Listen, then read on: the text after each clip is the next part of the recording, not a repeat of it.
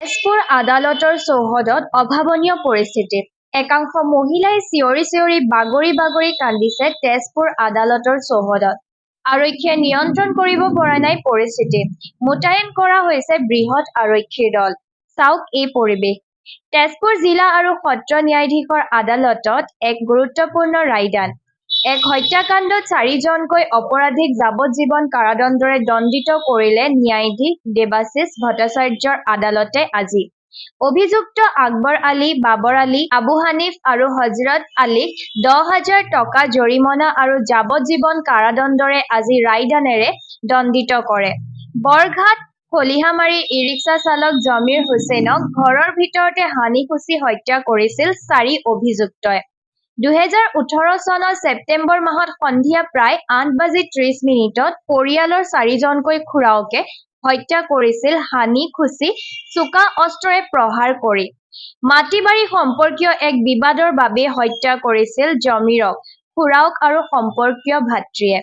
জমিৰৰ পত্নীৰ এজাহাৰ আৰু সৰজমিন তদন্ত কৰি বৰঘাট আৰক্ষী তদন্তকাৰী বিষয়া লাবণ্য বেজবৰুৱাৰ প্ৰতিবেদন আৰু সাক্ষী গ্ৰহণৰ অন্তত আজি আদালতে এই ৰায় প্ৰদান কৰাত এক অভাৱনীয় পৰিস্থিতিৰ সৃষ্টি হয় আদালতৰ চৌহদত।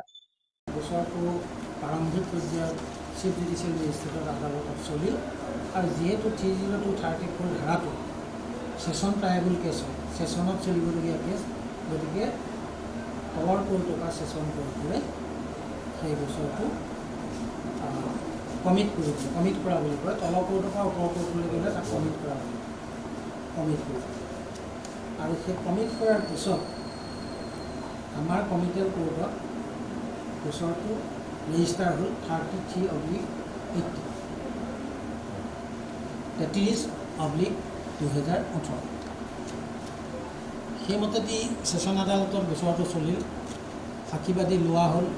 সাক্ষীবাদী ইণ্ডিপেণ্ডেণ্ট উইটনেছ, এজাহাৰকাৰী, police, medical officer, official witness etcetera যিমানবিলাক এইবিলাক লোৱা হ'ল আৰু লৈ গোচৰটো এটা ফাইণ্ডিংছত আহিলে যে গোচৰটোত এই আসামীবিলাকৰ 7জনৰ ভিতৰত 6জনৰ ভিতৰত 4জন সম্পূৰ্ণৰূপে ইনভল্ভ থকাৰ প্ৰমাণ পালে আৰু মাননীয় আদালতে আজি সেই 4জন আসামী, বিশেষকৈ হজৰত আলী, আকবৰ আলী, আবু হানিফ আৰু বাবৰ আলীক ভাৰতীয় দণ্ডবিধি আইনত, নতুন আইনটো নহয় দেই, সেইটো IPC ভাৰতীয় দণ্ডবিধি আইনৰ 30234 দ্বাৰা গোচৰ সুপ্ৰতিষ্ঠিত আৰু প্ৰমাণিত হোৱাত আসামী 4জনক যাৱজ্জীৱন কাৰাদণ্ড আৰু 10,000 টকাৰ জৰিমনা আৰু 10,000 টকা জৰিমনা অনুদায়ে অন্য ছমাহৰ